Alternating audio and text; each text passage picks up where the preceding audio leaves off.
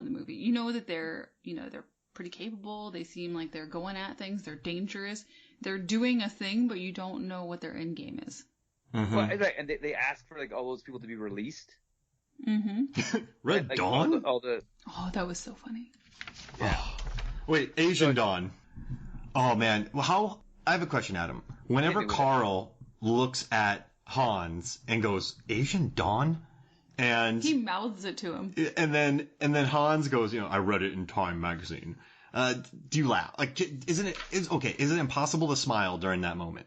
No, you have not to smile. Yeah, it's impossible not to smile. So here's the thing about Rickman. He is detestable as a villain. He plays the most detestable villains, but he's so likable in the role. Except for Loco, actually. He's just such a jerk in that movie. Right, but okay, so my whole hypothesis is out the window now, Megan. Merry Christmas to you. No, that is the outlier. Wait, are you still there? Right. You still there? Did you hang up? No, but like if you think of so my Rickman trilogy would be Die Hard, Quigley Down Under, and Robin Hood, Prince of Thieves. Oh yeah. Ooh. BAFTA nominated Robin Hood, Prince of Thieves. You bring your friend. 8:00. Right. Or you and bring a friend.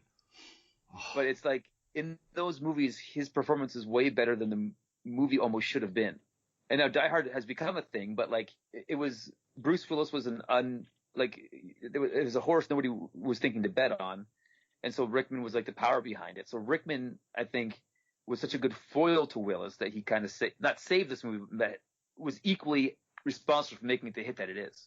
I 100% agree because there's nothing winking about Rickman's performance. There's nothing pretentious. There's nothing cloying. There's nothing precious. There's nothing stylized about his performance.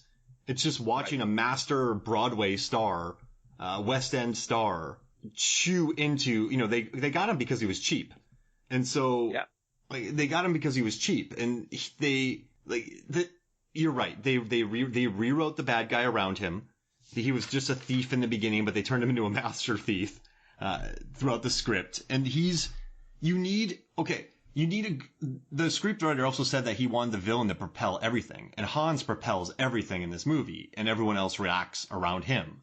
But that works because of Rickman being so good. You could just sit there and watch his reactions or his facial movements as he delivers lines. There's these very subtle smiles, or something is he is in on some joke, or he's just being sly.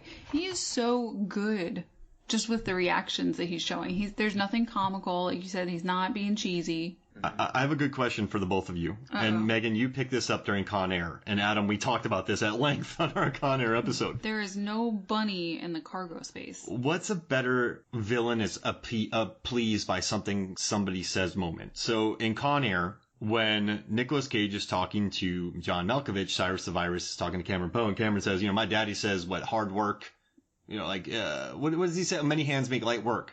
And John Malkovich is like, oh yeah, my dad was abusive, blah, blah, blah. But then Cameron goes, self-taught man. And Cyrus the Virus, John Malkovich just smiles, like, I like you. Thank you. Like, he fed his ego. And then in this one, when Holly Gennaro or McClane is talking to Hans about, the couches, and she makes a really sarcastic comment to him about not wanting to be around him, and he smiles at her. Like, I like you. That was good. Which moment do you like more? The Cyrus Con Air moment, or where they're just smiling at other people? Which one's the better moment? It's tough to beat a Con Air moment for me. Yeah, I mean, John Malkovich is so good just really in that moment that's a hard one. Yeah. He really portrays self-satisfied. I think I said it to you before, Mark. I think like Con Air is maybe the most quotable movie ever, almost. At least the most quotable action movie. Other movies have one or two quotes. Like this movie would be the Yippee-ki-yay line, right? It's the line that people quote. But in Con Air, everything every line that Cameron Poe says has the potential to be a quotable thing. To this day, whenever I'm involved in a project somebody else is doing, I'll say to them, listen, this is your barbecue and it tastes good, but I have an idea. I think 90s kids love them some Con Air. But then 80s kids love them some Die Hard. But I do think if you're putting these on a top 10 list, Con Air, I don't think Con Air gets in the top 10 all time. No. it's not. No, it's not a Die Hard. But I don't think Con Air wanted to be Die Hard. Con Air wanted to be Con Air, which makes it a great action film in itself. Right. Yeah. Because, I mean, I think in the history of cinema, not many films have become what Die Hard became. I mean, so Meg, they didn't have the full script. They brought in someone else to write it. Then they had to flesh out characters because Bruce Willis was moonlighting on another job. But according to Jan de Bont, he said it was better that way. He doesn't like to come in where there's a set of storyboards. He says, why would I come and shoot that movie because I don't have my voice in it? Oh. So he liked it being a collaborative thing throughout. And he said even once you get the actors on set, you might have stuff pre-planned, but once they start doing things, you have to get used to them and what they're going to bring and what the relationships are going to be like. So he was much more into the whole collaborative style with the director and the actors. So this is interesting where it's not really auteur driven, it's more cast and crew casting driven as opposed to a Kubrick or a Fincher picture. Yeah, he felt that because this is mostly handheld and you didn't do that at the time with a big action movie, the camera was right in there in the action, and he felt they were at this sort of turning point between digital and analog, and this could be sort of the last movie of its kind. Wow. Ooh. All right, so how about this? Let's take a break. Let's take a quick break, and then when we come back, we will talk more Die Hard, because I could keep going on for this an hour, but I need to get some ads in here. So we'll be right back to talk about more Die Hard. We'll be right back. Welcome back to Movies, Films, and Flicks. And before we get to more Die Hard, we had some controversy before this episode. So a month ago, 2 months ago, Adam and I were deciding for a draft, a theme to do some picks for this episode. And we decided on fictional cops that we would take to go battle Hans Gruber and his brother from the third one and their kids and cousins. So we need to form a cop super crew to battle the Gruber crew. Right. The Super Grubers. So we decided this a month ago, and Megan comes in to the record tonight, and she lets all of us know that we shouldn't even include our teams because she's going to decimate our crew. Yeah, she really threw down. It wasn't like, hey Adam, how you doing? Merry Christmas, all the best. It was like, I will crush you. I'm going to eat your sandwich. Merry Christmas, Adam. It was brutal. Little late there, Megs. Yeah, she's come on. She came in strong, and so I was very pumped. I was excited with what I had put together. We are going to do I'm excited about my list. We are going to do a cop draft. What's cop draft? Cop draft. It's a cough draft. It's a cop draft. So we're going to do we're just going to go around and we're going to pick a squad of cops to battle the Super Grubers. And then, so what we'll do is we'll pick 5 each. We'll try to get through this fast. We won't make it an hour long. And then we'll narrow it down to 6. So from 15 to 6. So I'm going to kick us off. I'm going to get us going first. I'm going to start us off from the movie Kung Fury. I'm going to take Triceracop. So stupid. Megan, this is an auditory Is that a movie? medium. But I could see Megan's face is like she's laughing, but she's like 20% proud of Mark and 80% like, you buffoon. I mean, like, you nailed it, Adam. That is. So in Kung Fury, which is amazing. Wait, you have to put your name next to it. It is. It's gonna. So what I love about the Triceracop is he just shoots villains right. He just does junk shots. That's all he does. He just shoots people right in their crotches. So if I'm going in, I want a Stegosaurus cop who is lethal. With his crotch shots. I mean, that takes aim. So if I said, hey, Triceracop, let's not aim for the crotches, let's aim for the hearts. He could nail those, no problem. So I'm taking Triceracop as my first pick. All right. Now, on a normal night, I would be chivalrous and say, Megan, you can go first. But you know what? She came in so hot tonight. Whatever. That I'm going to say, I'm going to go first. It's fine. You guys didn't pick anything from my list anyway. You don't even know. You don't even know, Megan. Now, I want to preface this with, can we agree that John McClane, in half of 4 Die Hard movies, gets himself into trouble at Christmas time? Mm-hmm. Yeah. So I want to get a cop who I know can handle the rigors of police work during such a stressful time as Christmas, for some.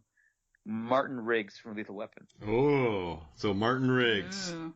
Great cop. Great Christmas cop. Great Shane Black script cop. And you know he'll do whatever needs to get done. Yeah, and there's going to be many explosions. Go into the desert and snipe people on Christmas Eve, no problem. Fist fight Gary Busey under a fire hydrant rainstorm. No problem. I mean, help his partner work on a boat. No problem. I love it. He's got it. You got to have. I mean, you got like Mel Gibson cop. You just need a Mel Gibson cop. All right, Meg, who are you taking? Oh, I don't know. This is tough. I have so many that I like. Yeah, Meg has 3 pages full. She has a scroll. You know in those movies where they drop comically long scrolls? That's what Megan has. I was getting nervous that someone might pick someone. If I picked 32 police officers, I'd be pretty pumped too. But like, the art is narrowing it down, Megan. I did this in 5 minutes. Okay. All right.